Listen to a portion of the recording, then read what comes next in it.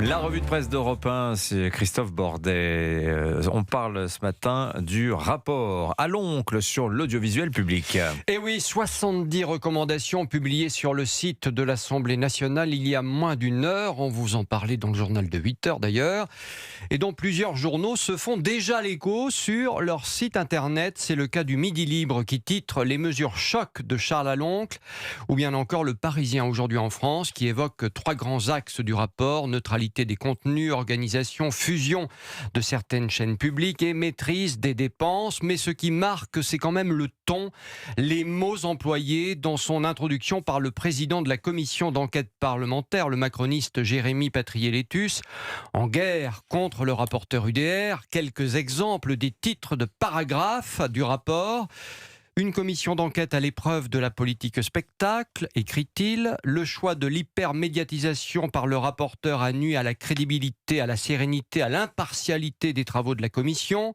Une commission d'enquête au service d'un projet politique, l'affaiblissement de l'audiovisuel public en vue de sa privatisation, etc., etc., etc. Ça sent quand même la revanche du président sur le rapporteur. Le Figaro, de son côté, rapporte qu'à France Télévisions, tout le monde a la pétoche. Oui, c'est panique à bord.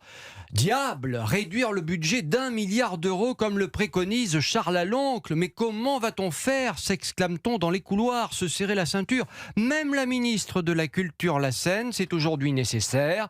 Elle l'a d'ailleurs redit hier aux patronnes de Radio France et de France Télé. Et alors, cette commission a été la plus scrutée de l'histoire de la Ve République. On a les chiffres du nombre de vues sur les réseaux sociaux, nombre d'articles dans la presse. On en parlera tout à l'heure dans le journal des médias, dans Culture Média sur Europe 1 à 10h. Dans le Parisien, aujourd'hui en France, Christophe Bordet, l'État veut se débarrasser de l'achat des radars sur nos routes. Et oui, les maires sont-ils prêts à payer leurs radars, s'interroge le Parisien aujourd'hui en France. Le pays aux 35 000 communes deviendra-t-il le pays aux 35 000 radars? Tiens, est-ce que vous savez combien coûte un radar, un beau radar tout neuf? Dites-nous. Entre 90 000 et 165 000 euros. Ah oui, tout de même. Ah bah oui, c'est pas une paille, surtout à l'heure où les communes tirent la langue côté budget. Les préfets, en tout cas, commencent à faire passer le message aux maires. L'État, qui lui aussi est à sec, ne financera plus les radars, comme le prévoit d'ailleurs la loi désormais. Du côté des édiles, certains y voient l'assurance de mieux gérer la sécurité routière sur leur territoire. Un territoire qu'ils connaissent mieux, a priori, que les petits hommes gris dans leur bureau à Paris. Mais beaucoup demandent que cette charge soit compensée par le versement d'une partie des amendes.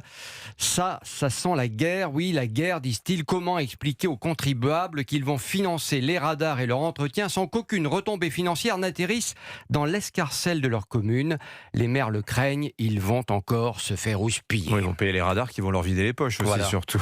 Christophe Bordet, puisque l'on parle des maires, plusieurs sont en colère dans le Cher après la free party illégale sur un terrain militaire ce week-end. Un sujet qui est cher à Pascal Praud qui est avec nous, la free party qui a débordé sur des terrains privés et dans des villages qui n'avaient rien demandé à personne mais qui subissent tous les désagréments de ces rassemblements sur fond de musique techno et de trafic de drogue.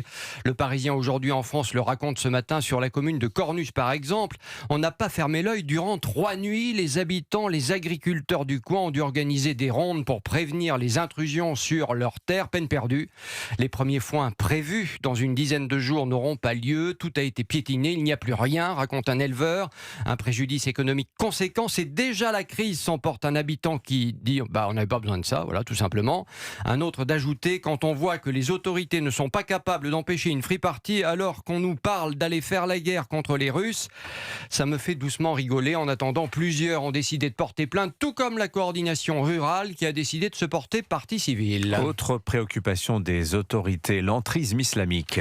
Oui, le Figaro fait sa une sur la proposition de loi de Bruno Retailleau pour mieux lutter contre l'entrisme islamiste.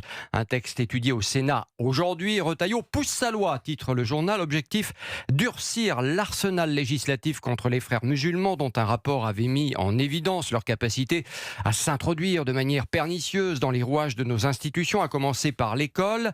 Retailleau, désormais candidat à la présidentielle, n'a jamais baissé les yeux face à la menace, ce qui n'est pas le cas de son successeur, Laurent Nunez, rappelle Yves Tréhard. L'éditorialiste remarque que l'actuel ministre de l'Intérieur a a concocté son propre projet de loi sur le sujet, un texte plus prudent, plus englobant. Une guéguerre ridicule, selon Tréhard, qui rappelle au passage que Laurent Nunez avait expliqué début mars lors d'une intervention dans les murs de la mosquée de Paris que le port du voile islamique n'était pas une atteinte au vivre ensemble républicain.